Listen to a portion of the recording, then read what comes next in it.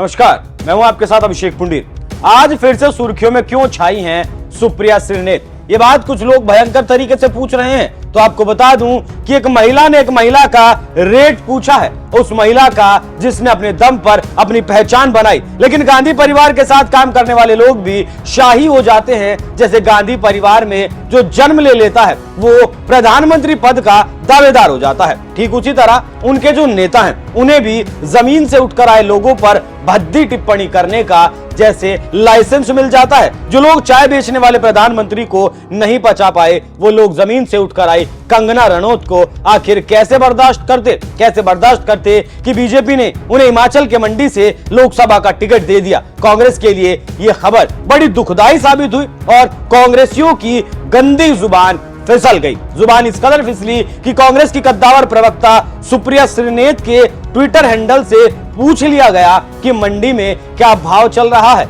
इस ट्वीट ने समझा दिया कि कांग्रेस पार्टी किस मलेच्छेपन पर उतारू हो गई है। कंगना को एक वेश्या बताने की कोशिश की गई।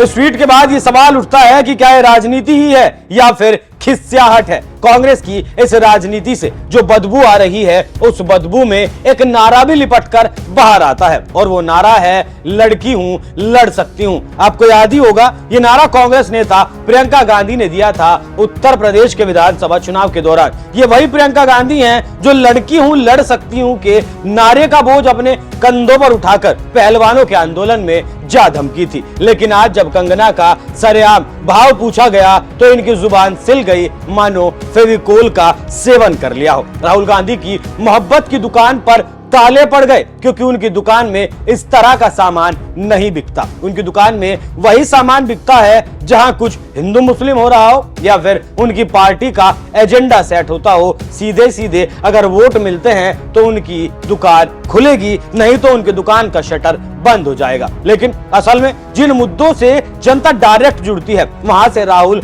और प्रियंका कट लेते हैं, मतलब भाग खड़े होते हैं। यही कारण है 10 साल से सत्ता से खदेड़ी जा रही है कांग्रेस पार्टी और राज्यों में लगातार एक थी कांग्रेस होती जा रही है। कांग्रेस भाव पूछने से भी ज्यादा घिनौने स्तर पर गिर चुकी है और वो आप सुनेंगे तो दांतों तले उंगली भी दबा सकते हैं। लेकिन पहले सुप्रिया मैडम को देख लीजिए। कांग्रेस के लिए हर रोज टीवी चैनलों पर बैठकर गला फाड़ने वाली सुप्रिया श्रीनेत का क्या ही कहना है। सुप्रिया श्रीनेत ने ट्विटर पर लिखा था कि क्या भाव चल रहा है मंडी में, कोई बताएगा। खुद को नारीवादी और पत्रकार बताने वाली कांग्रेस के मुखपत्र नेशनल हेराल्ड की संपादक मृणाल पांडे ने एक्स पर लिखा था, शायद यूं ही मंडी में सही रेट मिलता है। इनके एक और नेता हैं जिनका नाम है एच.एस. अहीर। उन्होंने तो सारी मर्यादाओं को लांघकर वो कर दिखाया जिसके लिए गांधी परिवार से उन्हें इनाम तो जरूर मिलेगा। अहीर ने लिखा मंडी से, और जो शब्द आगे इस्तेमाल किया उसे मैं बोल भी नहीं सकता। इन नेताओं को कंगना का भाव तो 4 जून को पता चलेगा, लेकिन इन लोगों की जो सोच है वो 2 कौड़ी की है, उसकी कोई कीमत नहीं है, ये आज ही पता चल चुका है। और मौन रहकर गांधी परिवार ने भी बता दिया कि वो अपने नेताओं के साथ मौन रहकर कंधे से कंधा मिलाकर खड़े हुए हैं। तो सबकी मानसिकता देश के सामने आ ही गई, लेकिन इनकी बेशर्मी अभी खत्म नहीं हुई। इन सभी नेताओं ने एक सुर में अपने दिमाग की गंदगी को छुपाने के लिए कह दिया कि ये हमने किया ही नहीं। कुछ और लोगों के पास हमारे सोशल मीडिया अकाउंट्स का एक्सेस होता है तो किसी ने कर दिया होगा, और जिसने भी किया है वो गलत किया है। एक बार पहले सुप्रिया श्रीनेत को सुनिए। मेरे फेसबुक और इंस्टाग्राम अकाउंट का एक्सेस कई लोगों के पास है। उसमें से किसी एक व्यक्ति ने आज एक बेहद घृणित और आपत्तिजनक पोस्ट की। मुझे जैसे ही पता चला मैंने सर्वप्रथम उस पोस्ट को डिलीट किया, क्योंकि जो कोई भी मुझे जानता है वो अच्छी तरह से जानता है कि मैं कभी भी किसी भी महिला के खिलाफ व्यक्तिगत भद्दी और भोंदी टिप्पणी कर ही नहीं सकती हूं। मैं इसकी घोर विरोधी हूं। फिर मैंने जानना चाहा कि आखिर यह कैसे हुआ। तब पता चला कि ट्विटर पर मेरा नाम का दुरुपयोग करके एक पैरोडी अकाउंट चलाया जा रहा है, सुप्रिया पैरोडी के नाम से। वहीं पर ये ऑब्जेक्शनेबल पोस्ट हुआ और वहीं से किसी ने कॉपी पेस्ट करके मेरे फेसबुक और इंस्टा पे डाला। मैं ये पूरी तरह से जानने में जुटी हूं कि जिन लोगों के पास एक्सेस था उनमें से किसने ये घृणित काम किया। साथ ही मैंने इस पैरोडी अकाउंट को भी ट्विटर को रिपोर्ट किया, क्योंकि ये पहली बार नहीं हुआ है।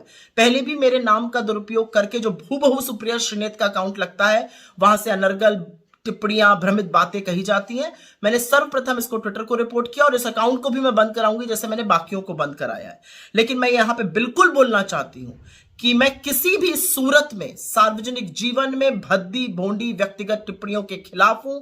न मैंने ऐसा कभी किया है और न मैं कर सकती हूं।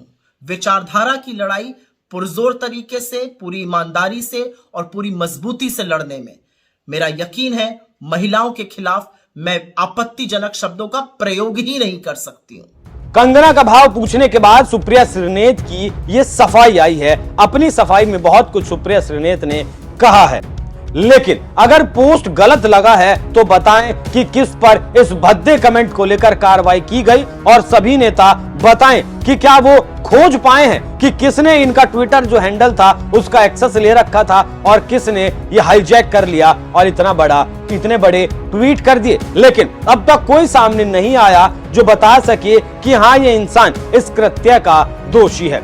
अब जब कोई सामने नहीं आया तो समझ लीजिए कि कोई आने वाला भी नहीं है। लेकिन यहाँ हिमाचल के कांग्रेसी मुख्यमंत्री का क्या कुछ कहना है वो आपका सुनना बेहद जरूरी हो जाता है, क्योंकि कंगना भी हिमाचल से आती हैं, वहीं की लोकल रहने वाली हैं। और क्या कहना है सुखविंदर सिंह सुक्खू का, एक बार वो सुन लीजिए। हिमाचल की बेटी है, हिमाचल में उनके माता पिता रहते हैं। उनके पिताजी जिला मंडी में उन्हें हमने कांग्रेस कमेटी का जनरल सेक्रेटरी बनाया था, तो हिमाचल की बेटी है।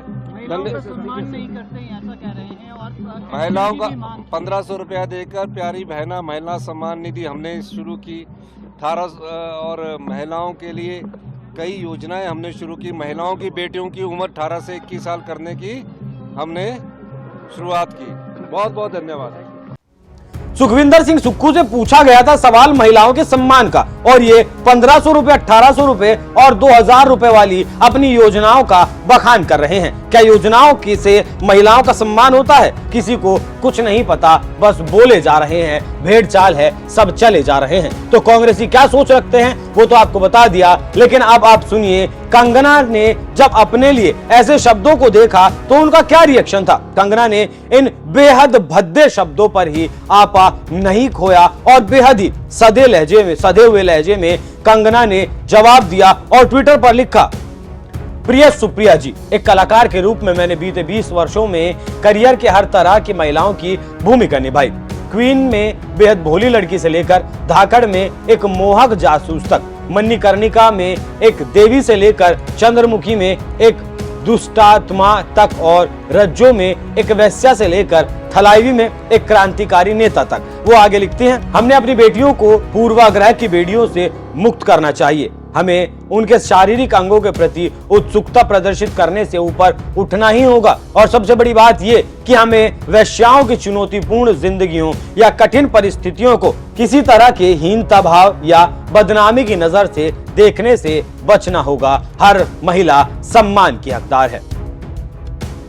अपने ऊपर हुई भद्दी टिप्पणी के बाद भी प्रिय और जी जैसे शब्दों का कंगना ने इस्तेमाल किया, तो ऐसे नेताओं को चुल्लू भर पानी खोज लेना चाहिए और फिर उसका क्या करना है वो सब जानते हैं। वैसे बीजेपी के तमाम नेता इस भद्दी टिप्पणियों को लेकर कांग्रेस पर हमलावर हैं। तमाम बड़े नेताओं ने कांग्रेस की आलोचना की है, लेकिन कांग्रेस के नेताओं ने तो पल्ला झाड़ लिया, और यह पल्ला झाड़ना उसे कितना महंगा पड़ेगा वो वक्त बताएगा। क्योंकि इन भद्दी टिप्पणियों के बाद केंद्रीय गृह मंत्री अमित शाह ने कंगना रनौत को दिल्ली बुलाया है। उसके बाद कंगना रनौत दिल्ली पहुंची हैं और कंगना ने कहा है कि अमित शाह से मिलने के बाद ही वो इस मामले पर आगे कुछ टिप्पणी कर सकती हैं। एक बार कंगना को सुनिए।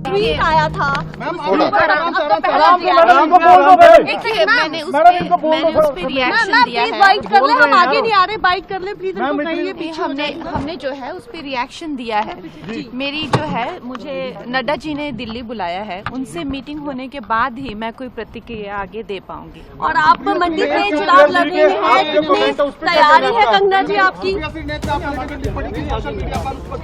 मैंने उस पे आपको जवाब दिया है, अगर आप देखें तो मैंने उस पे जवाब। गृह मंत्री से मिलने के बाद कंगना क्या टिप्पणी करेंगी, क्या प्रतिक्रिया देंगी, वो देखने वाली बात होगी। लेकिन इसका खामियाजा कांग्रेस को बहुत बड़ा खामियाजा अब लोकसभा चुनाव में भुगतना पड़ सकता है, क्योंकि केंद्रीय गृह मंत्री अक्सर किसी मामले को अपने हाथ में नहीं लेते और जब लेते हैं तो उसे फिर अंजाम तक पहुंचाकर ही दम लेते हैं। खैर, आपको यहां आखिर में एक बात और बता दूं, इतनी घटिया सोच, इतनी घटिया हरकत और दुर्भाग्य से ये हमारे नेता हैं। क्या हमने यही समाज बनाया है? क्या हमें यही राजनीति झेलनी है? क्योंकि अगर एक मिनट के लिए मान लें कि श्रीनेत ने यह भद्दी टिप्पणी नहीं की, फिर भी उन्हें इस घटना पर दुख नहीं है। कम से कम उनका चेहरा देखकर तो ऐसा ही लगता है। खैर, इस घटना का हर पहलू, हर एक नेता की मानसिकता मैंने आपको बता दी और आपको फैसला अब करना है कि कौन सही है और कौन